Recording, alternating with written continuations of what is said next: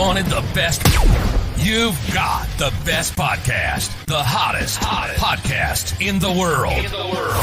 The Chris Voss Show, the preeminent podcast with guests so smart you may experience serious brain bleed. The CEOs, authors, thought leaders, visionaries, and motivators. Get ready. Strap yourself in. Keep your hands, arms, and legs inside the vehicle at all times, because you're about to go on a monster education roller coaster with your brain. Now, here's your host, Chris Voss. I'm Moses Voss here from thechrisvossshow.com. There you go, ladies and gentlemen. Look at the big show. We certainly appreciate it. Thanks for tuning in. As always, the Chris Voss Show is a family that loves you, but doesn't judge you, at least not as harshly as the other members of the family. The Chris Voss Show is an open family for everybody. Unless you're evil, then we don't like you as much and we put you in a corner. But, we bring the greatest authors, the greatest minds on the show, the people who share with you stories of life and enrich your soul, your mind, your body, and you just walk around with the Chris Voss Show glow all day long. I like the beautifulness that come with it. The Chris Voss Show glow. People just wonder, they're like, how are you so amazing? You're like, I listen to the Chris Voss Show for the last 16 years. We have an amazing young man on the show today. We're going to be talking about his insights, what he does, and how he can help make your life better as well. Mitch Carson is joining us on the show today, and he's done an amazing amount of things. For the past 30 years, he's helped hundreds of speakers, authors, coaches, consultants, and business owners worldwide land TV and radio interviews, boosting their credibility instantly and aiding them to charge premium prices for their products and services.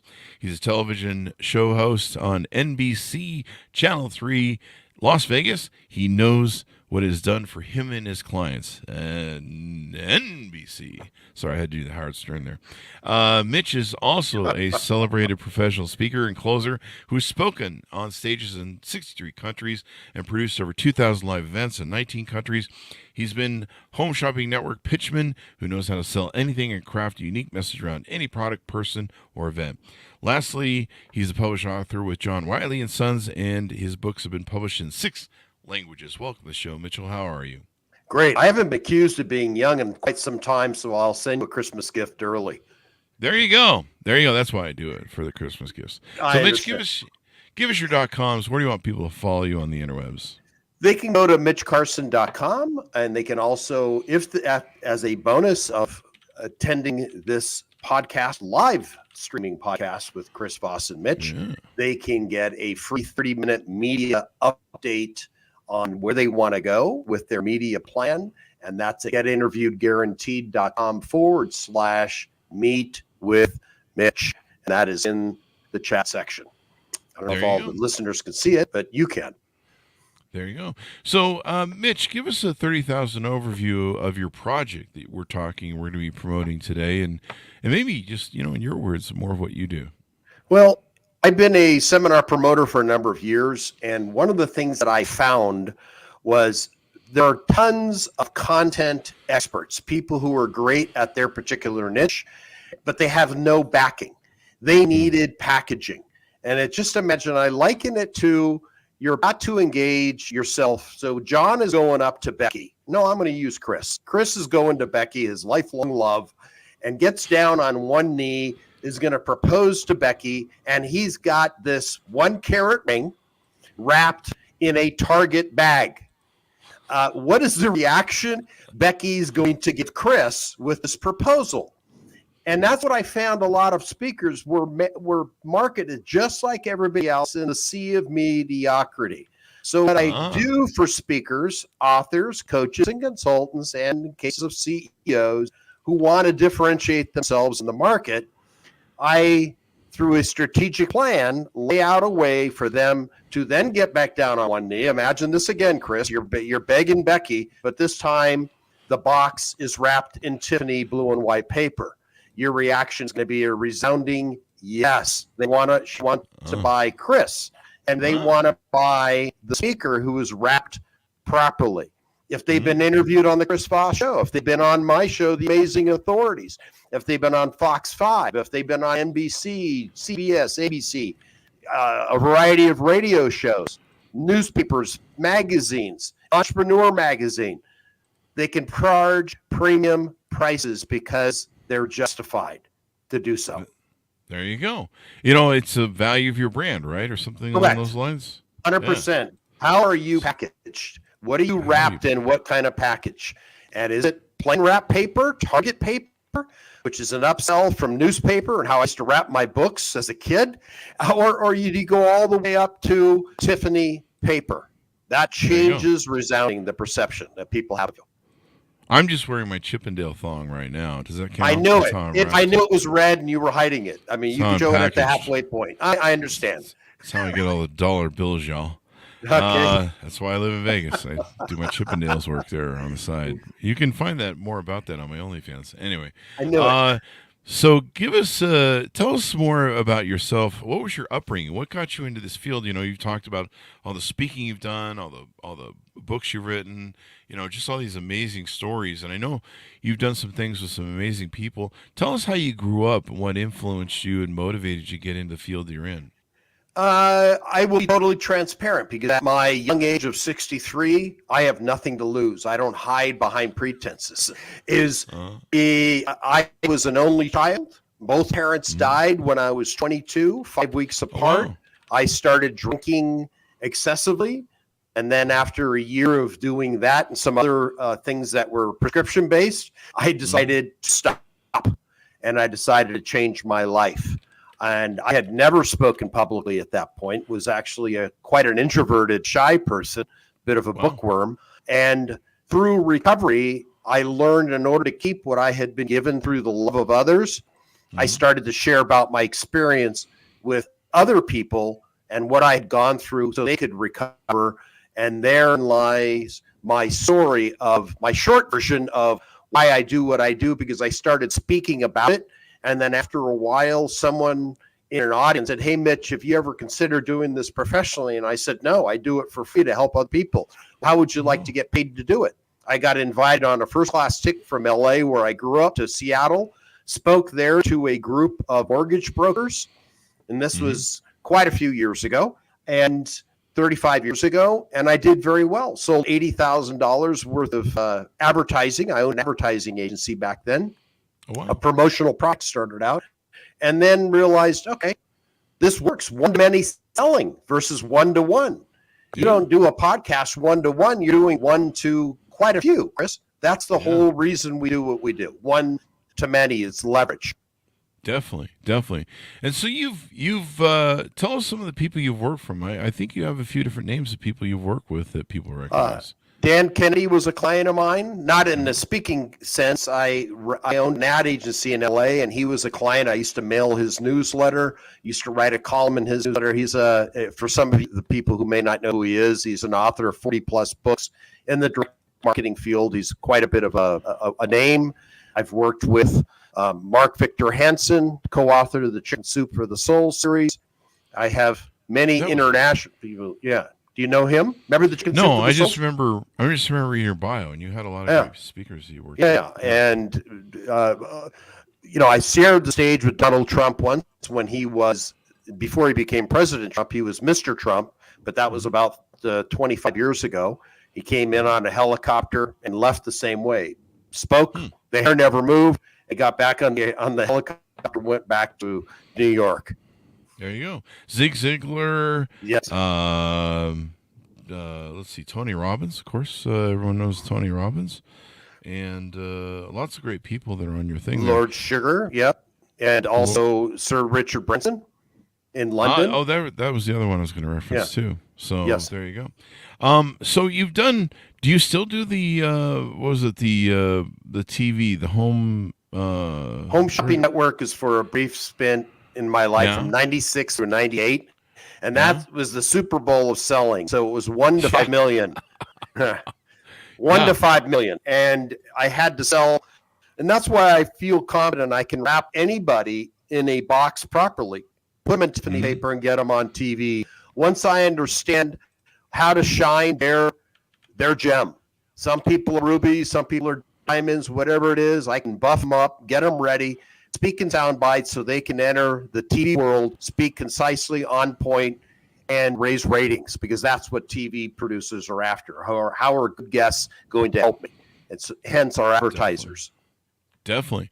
And that makes all the difference in the world, raising the elevation of your brain or your brand and your brain. uh, and people don't get it, and talking your media points, knowing what you talk about, one of the reasons we like having authors on the show and people that have high media impression rates or high media, what's the word I'm looking for? They have high media um, Credibility, standing. standing. Mm-hmm. That's what I'm looking for. And thank you. And so we like those people because they know their media talking points. They can hit all their talking points. And sometimes a lot of people write us that want to come on the show, and they're like, "Well, so what are we going to talk about?" I'm like, "I don't know. Whatever you're selling, you don't, your media talking points. Like you have a book, right? Yeah. Yeah. Well, we should probably talk about your book, man. Like what the." And so that's why we really like having high quality guests on the show, is because they know their talking points. They'll hit their marks. I don't have to carry them through the show. It's a lot of work when you have to carry people. So tell me about it. Yeah. What makes you different than maybe others in your space? I don't know who else is doing your space, but what makes you better and different, I guess? Well, better and different is it's certainly the fact that I guarantee results. Most publicists, because that's what I function as, publicists for authors and speakers to get them on television to raise their credibility, will do one thing. They don't offer anything other than just to cash your check. And that shows my age by saying check as opposed to Zelle. They cash your check with a contract of 3 to 6 months, usually at 10 grand a month. Whereas people come in with a 2-day plan, and I get them on 4 network television shows, ABC, NBC, the CW, possibly Fox 5, and CBS, all 4 within 2 days, and a radio show. They're packaged correctly. We media train them, establish their questions that they're going to be asked. We practice, get them ready so they hit home runs every time. I've never had a failure. So I guarantee results, guarantee 4 TV stations. Most publicists will drip out maybe 1 show every quarter. And what I provide in 2 days usually takes $60,000 plus and about a year. Wow. Yes. There you go. So it's fast and guaranteed. Jamming out. And then people are on fire, right? On fire. And then they're leveraged to then use that media that we do right here, conduct an interview it all in Las Vegas. And an ultimate mark where everybody wants to go. This is, let's say, the number 30 market in America, and expressed in terms of population, but the credibility of Las Vegas, the entertainment capital of the world, will then be able to leverage this media capture to go to LA, which is number 2, and of course, number 1 is New York. Everybody wants New York. And how do you get there? Do you think a producer is going to take a risk on an unknown person, or are they going to take a risk on Chris Voss, who's been doing podcasts for 16 years, ladies and gentlemen? Exactly. People don't realize if you're bad at media and you make a bad appearance, it costs. You're done. It costs. Yeah, it'll kill you, but it also costs. Like my audience will see a drop off if I get 2 bad guests in a row that are awful, boring, and all. They judge you. Yeah. They'll judge me, and they'll just be like, "Oh, I don't know, Chris is going downhill," and you're like, "It was 2 bad ones in a row. That's 2,000 shows. What the fuck do you want from me?" But we'll notice that, and so fortunately, my audience is pretty loyal, where we can skip through it. But the if you don't hit your marks, it costs. Like how people like, well, it doesn't matter. I'm like, no, it does. You can cost us subscribers and audience members. We lose credibility. They're like, oh, Chris is just having a bunch of amateurs on now. I guess all the good people don't want to come on the show. It hurts the reputation. And then, of course, like you said, no one's going to invite him on a show. Even now, I'll bring guests on that I'll see on a show. Like we recently we've got I think it's New York Times or Washington. I think it's New York Times. That's the ultimate. Yeah. Yeah, she's a top journalist. She just wrote an amazing book about Amazon and kind of their unscrupulous business practices, doing an expose, and she's eating up the charts and eating up the media. And I saw her on one of the medias, and so I said, hey, I want her on the show, and now we've got her coming on the show. And, people like this raise the level of the value of the show, and they bring good media. And like, it's amazing to me how many people don't understand this concept that are out trying to get media. What is wrong with people? They just uneducated, stupid, or both? I think in the land of the blind, the one-eyed man is king, and we both have one eye that is working for us, and they're just blind. And they're listening to their grandmother who says, you don't need to do that. Well, Grandma, you're broke. You're on disability, and I'm going to listen to somebody who's been to the mountaintop. It's not someone that's looking up at it and has got to go to a chiropractor because their neck is hurting. So I'm going to listen to people that know it. And you've stayed the course, Chris. I mean, 16 years, my hat's off to you. Well, you're wearing it. But I really feel my legs. Yeah, I understand. But I can't. I get it. Yeah, there's Advil for that. But you have to continue around pushing forward. And the naysayers are the naysayers, and you need to delete them from your life because we got one turn of the wheel here and do it. Yep. I mean, I know a lot of your listeners have had the privilege of hearing authors on their show, and I'm a published author. A lot of people go to college. They get that. It's a nice diploma, a nice sheepskin to have. What's even more credible, in my opinion, because I did go to college, it took me 8 years to get through the process, but I did it, is when I wrote my first book. It is what separates somebody from the rest.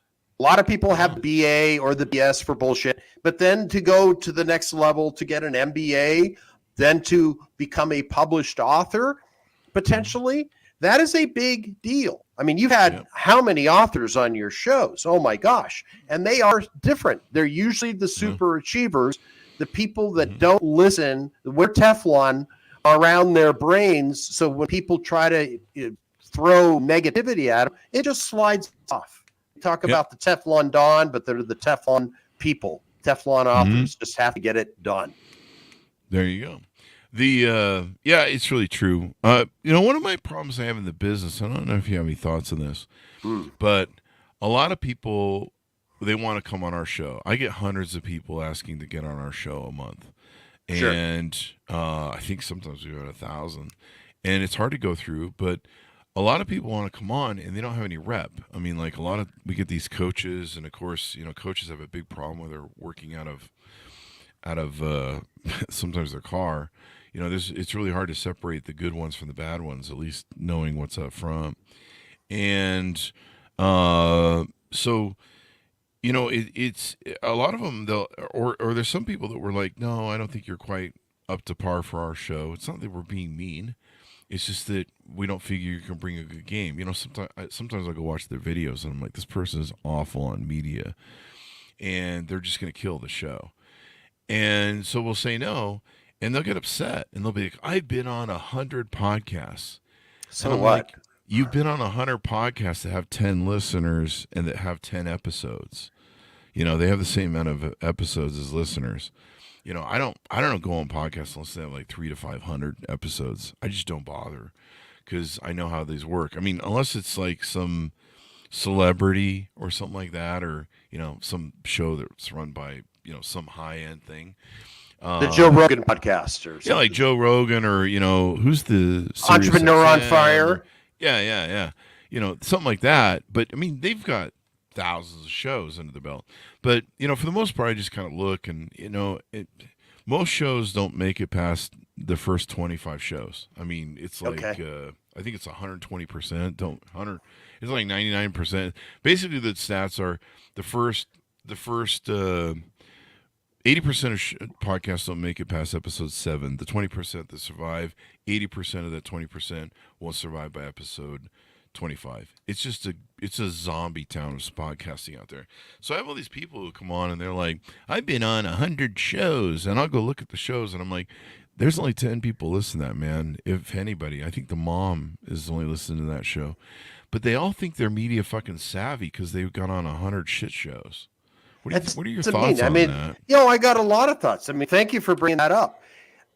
There is a major difference between, and this isn't, I just met you, but being on your show to be accepted because you vet people, you have to manage your personal brand.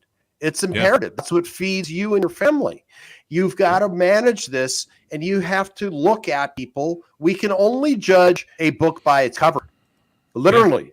You don't know what's inside until they go live, until the light turns on and says, we are live, and we're 20 minutes in. We don't know what's going on until then. And you have to look at how they're packaged. Have they taken the time to have a filled out LinkedIn profile? If they're an author, they better have a LinkedIn profile. They better have a YouTube channel. At minimum, those two. Are they on Facebook? Are they showing photos of them drinking alcohol and slapping butts? Or are they, being somewhat credible? I mean, it depends on where you are and what kind of people you're attracting. But they have to look the part. Yeah, you got to look professional. Like I saw your one sheet, I think they call it, and your rep. I didn't really have to go look at your videos. I just saw your rep, and I'm like, he wouldn't be on stages with these people if he didn't have the chops. Correct.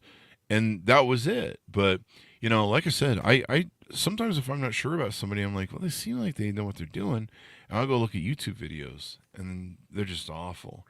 But I have so many arguments with people over this that, like, Chris, I have like all these shows I've been on, and I'm like, yeah, I went and checked the shows. There's no one listening to that. Like, you're just wasting, I'll tell people, I'm like, you're wasting your time. Like, how much is your time worth an hour? $400 an hour, $200 an hour. How much is your time worth an hour? Okay. So you just wasted an hour going on a show that has 6 listeners.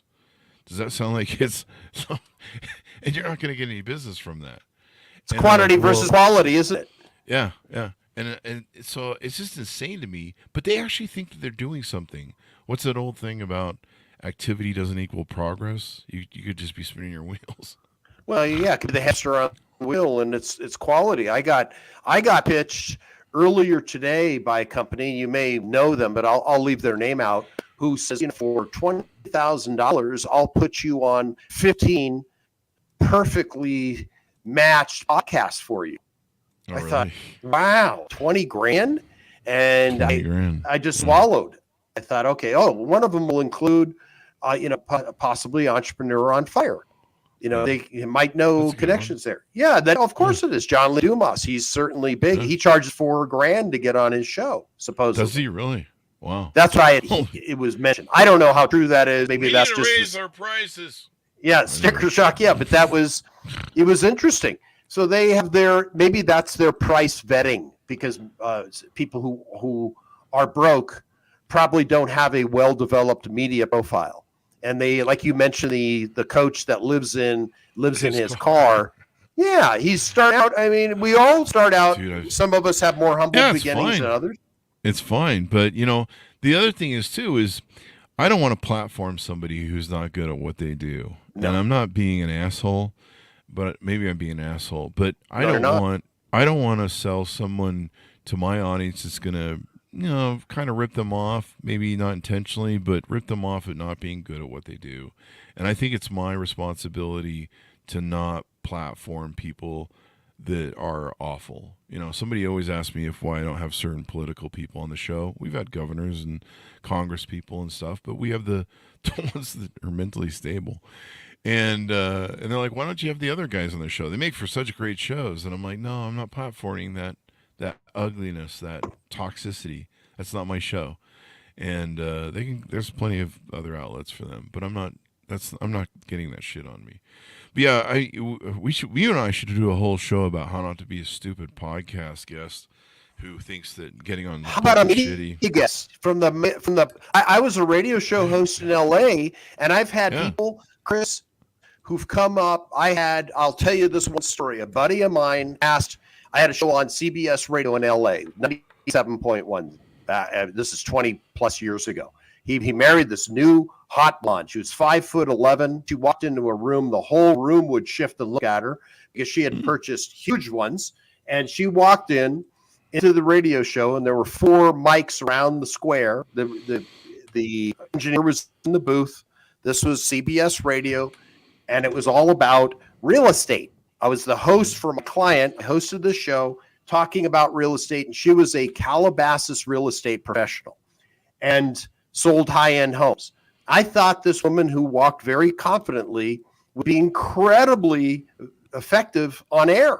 But when that red light turned on and said on air, she turned into a weeping child.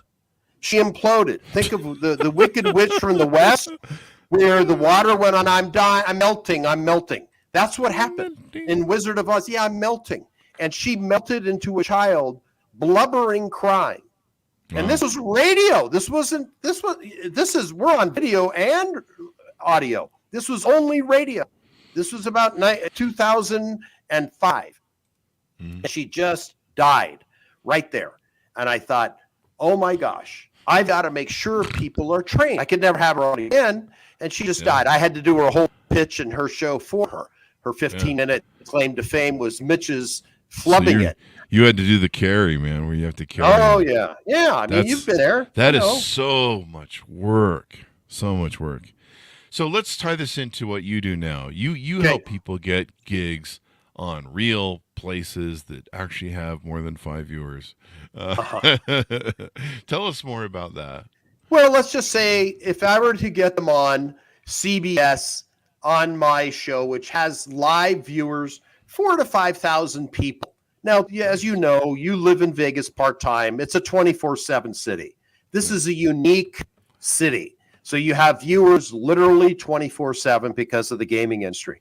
People are watching this. They might be sitting in casinos. They might be sitting at home. It might be an early riser. It's a 24/7 city. So we have on each channel 4,000, 6,000 active live viewers. Clients of mine have come through here and have picked up clients. Is it a guarantee? No. But what I do guarantee is exposure in a professional studio. Like when you walk in to ABC television, the Morning Blend show here over on, what street is it on? Oh, I'm blanking. But anyway, it's over here in Vegas. And you walk in, there are two professional hosts dressed to the nines, male, female. They work together and they are scripted. They're ready. We've already answered all the questions in advance. You've got all of it prepared. And I've already gone through what they're going to ask, how to answer with the client. So they walk in prepared. You can't wing it. Winging it is failure. You can wing it. I can wing it because we've got years of experience. Most people, if you're a first timer to live TV, you wing it. That's a recipe for disaster and embarrassment for me and a disaster for me because I can't bring guests back. I am, as a publicist, I am evaluated based on the quality of my guests. If I refer somebody to the Chris Voss Show, I can guarantee you they've been trained already, and they will be effective guests. Yes, I can refer quality. I've yelled at a few publicists over. Well, I'm sure you have, but this would be, you're very easygoing and relaxed as a host. You're very comfortable in your role. You're not constricted by a 4-minute rule with somebody in your ear when they're in studio because they got to cut the commercial right away. You may have commercials in your show. I don't know what your arrangement is. Then on TV, it's faster. It's all about money. Boom, boom, they got to get, boom, boom, boom. Even when I have my radio show, it was an hour-long show. 37 minutes of it was actual content. The rest was paid advertisers under contract nationwide with CBS. It was Clear Channel back then. It was all part of that conglomerate, and they had plugged-in ads that had to be inserted no matter what. They would just cut you off. You know when you're going to be cut off. Okay, 30 seconds. Boom, right to ad. It's money. It's a business. Wrap that shit, man. Wrap it. Wrap it up. Wrap it up. So, the quality of guests is very important. I'm just curious, what have you seen as good quality guests? Well, I mean, we get the people that come from Simon Schuster, Penguin Random House, all the hottest book authors coming off the shelves, and those people are usually trained by someone at their firm, usually, and the top people like yourself that are speakers, CEOs, usually come on and do well. But yeah, we really like the book authors because they've spent 10,000 hours, million hours, whatever, writing a book. they should know their chops. Although I've had some Surprises. I've had some authors blank on the show. Like I'll be like, it says here on the book you have the top 5 things for how to be successful in this. Give us a tease out on those, and they'll blank, and they're just. I'm like, dude, you wrote this book. You spent hundreds of hours in editing. But, it happens. I mean, I blink on the show. Ghostwriter. Oh, that explains what that was. Now it's all Ghostwriter. making sense. Wow. Ghostwriter. They just wanted to fish. That explains that story. Oh, yeah. But, That's wow. Screes. That's what that was. There you go. But to me, that's why we have these top authors on, and usually they write multiple books, and they're very prolific authors, and they usually know their marks. I mean, sometimes I have to come in and carry a little bit. I don't mind that. But it's when you really have to carry somebody and put them on your back and drag them across the finish line, and you're trying to figure out how to sell them. You've been through that. You're like, okay, well, I guess I'm going to sell your ass because you can't sell. Well, it's interesting. We're doing this. This is our first time meeting, but I help people. I'm a book writing coach as well. I'm off to Singapore in a week to go work and do a book launch for 13 authors that I took through the publishing process to get them to where they are. Most of them reached bestseller status, at least in new releases on Amazon. And we're doing a book launch. We're inviting the media in Singapore over. Channel News Asia is a channel, CNA, the radio show, and well as the TV show, and a print publication, to come for the launch party. These are 12 authors, all of whom have been media trained by me because they've been interviewed for my CBS show here in Vegas. And I think I can refer them to you, Chris. How would you like to have Singapore? They're all super successful people, super smart. They would love to be interviewed by you. Let's take a look at them. I'll bring them all, send them over to you. But that just hit me. It's like, oh, you want these authors? Well, I got 13 brand new published authors, all of whom are super. Now, are they independent authors, or are they put through major publishers? No, they didn't go through major publishers. We got them all through Amazon. Next step is to take them maybe to Random House or some of the other, Time Warner, Penguin. That's subtle too, but the key is get it done. Yeah, because we noticed there's a huge difference between independent authors, published authors, and the ones that come from the big houses.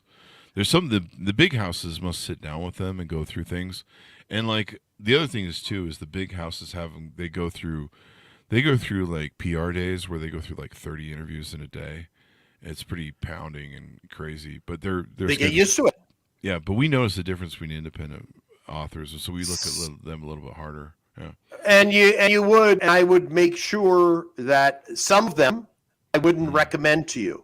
Some of them I would, and I'd be very selective because I wouldn't risk my reputation and or new friendship with you by bringing people to you that would turn a blank. But they've all been through my media training. There you go. Well, there you go.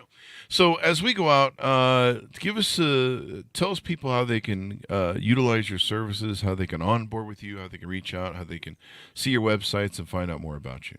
Can they see the link that is in the chat, or are they? They can't. Okay. There'll be a link on the chrisvossshow.com, and then of course we bookend it on the audio of the show. Well, here it is: getinterviewedguaranteed.com/meet with Mitch. That's getinterviewguaranteed.com/meet with Mitch. Third time because I'm a radio guy. Getinterviewedguaranteed.com/meet with Mitch. That's where you can book a complimentary, only because you're on Chris Voss show, a meeting with me to discuss how you can use media to your advantage to leverage your brand, your book, your business to the next level. There you go. Well, thank you very much, Mitch, for coming on the show. We really appreciate it. Thank you for having me, Chris. And I will be referring great qualified clients to you in the future. And of course, I want you on my show in the near future as well when you're back in Vegas. I would love to do that. Yeah, there you go. Let's do it. I need at least 5 new subscribers to the show. And I'm now you're going to have a huge audience. I don't mean to put it that way. I'm just saying I'll only attract 5 people that will like me on your show. And the rest of your people are going to go, nah, I don't think so. You'll get good guests out of it because I only interview authors. There you go. They're all authors. Well, yeah. I don't know if you've written a book, but if you have, great. Oh, well, then you're perfect. You bring your book. We'll talk about it. There you go. Yeah, well, there you go. So thank you for coming on, Mitch. Thanks so much for tuning in. Go to goodreads.com, Chris Voss, LinkedIn.com, Chris Voss. Chris Voss, one of the TikTokity, all those crazy places on the internet. Thanks for tuning in. Be good to each other. Stay safe. We'll see you next time.